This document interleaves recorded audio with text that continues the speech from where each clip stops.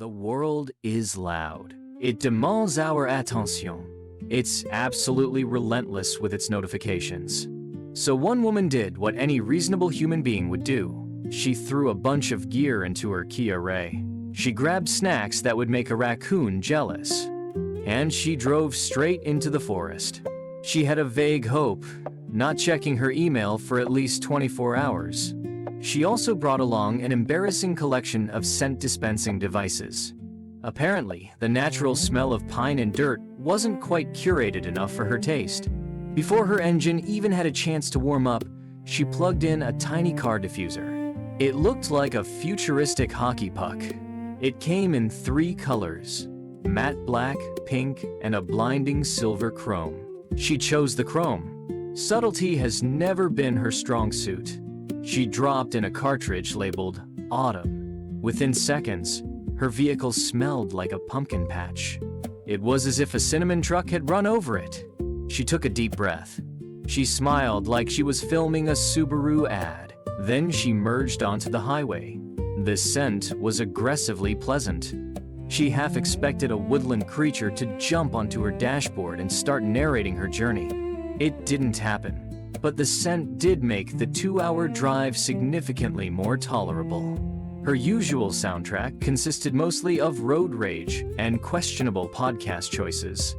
This was a definite upgrade. She pulled into a serene campsite by the water. She parked her trusty Kia. Then she began the ancient ritual, turning a hatchback into a bedroom. Unpacking all your carefully organized gear can be almost meditative. That is, until you realize you forgot the mallet. Or, in her case, until you realize you have the manual dexterity of a toddler on caffeine.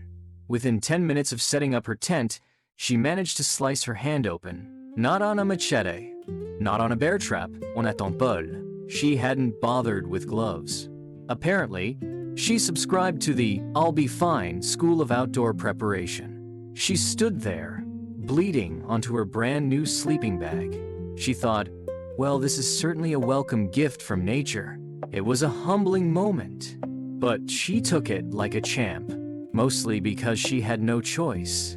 Note to self: gloves aren't just for fashion. They're also for not looking like a complete amateur. Once her hand was adequately bandaged and she'd stopped dripping on her gear, she turned her attention to the real centerpiece of her trip. That was her latest impulse purchase. A diffuser that looked like a miniature record player. Yes, she brought a faux vinyl gadget into the wilderness.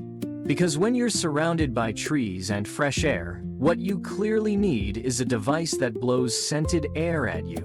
The thing came in a beautifully designed box. That was probably to compensate for its sheer absurdity. Inside was a terracotta disc. It resembled a tiny vinyl record, complete with grooves. She'd chosen 3 scents from a selection of 11: woody fig, soft rose, and a classic woody blend. She was curating a playlist for her nostrils. You insert the disc, flip a switch, and a tiny fan spins. It pushes the fragrance out like a polite but persistent ghost. She had to admit, though she'd never say it out loud, that it actually worked.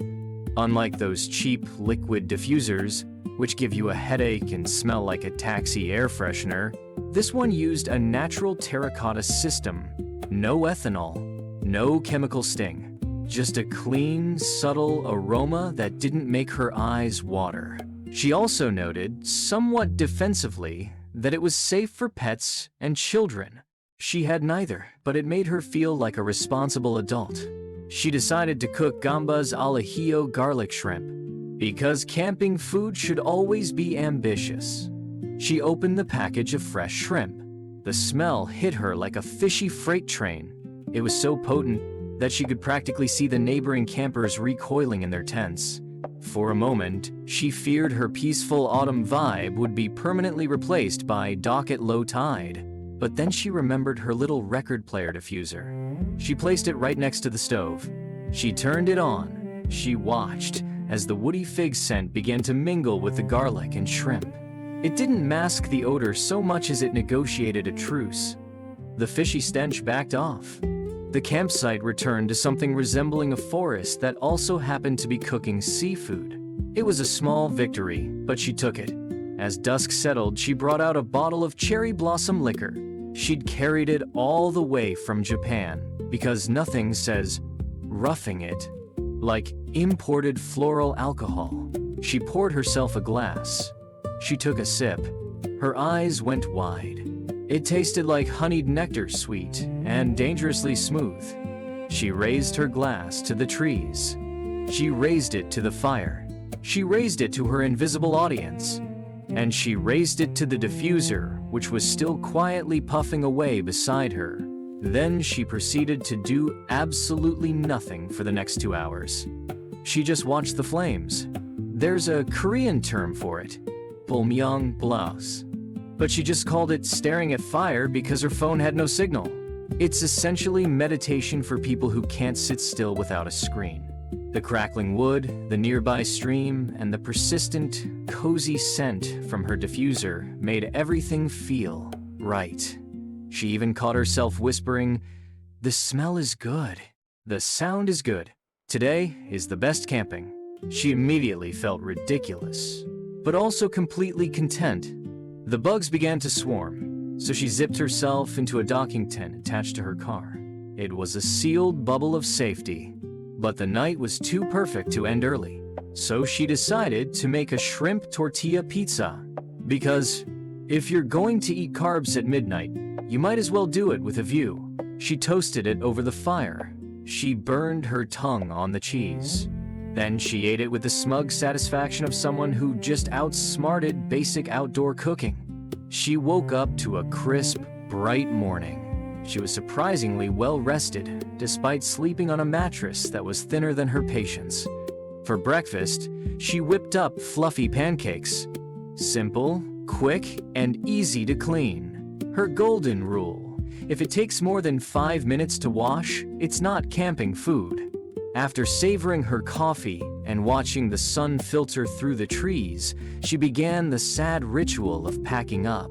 The trip had been a genuine success. No bear encounters, no major injuries. The tent pole cut was minor, and she'd managed to disconnect from the internet for a solid 18 hours. She considered that a win. Before hitting the road, she pulled out the car diffuser one more time. She showed the camera the color options: matte black, pink, and her beloved silver chrome. Apparently, she couldn't resist a little product showmanship. She dropped in the autumn scent. She clicked it on. Her car instantly transformed back into a cozy mobile cabin. The drive home didn't feel like an ending. It felt like an extension of the peace she'd found. Just her, the open road, and the faint, manufactured scent of fall. She realized she might have gone overboard with the aroma gadgets. But honestly, she didn't care. It made her happy. It didn't hurt anyone. And it kept her shrimp from smelling like a fishing pier. So that was her solo camping adventure, complete with cuts, shrimp-induced panic, fire gazing, and a record player that played only smells. Was it ridiculous? Absolutely. Would she do it again? Without hesitation, because sometimes the best escape isn't about leaving everything behind. It's about bringing exactly what you need to feel like yourself. Even if that means a trunk full of weird diffusers and imported booze, and if that makes her look a little extra, well, at least she smelled fantastic while being extra.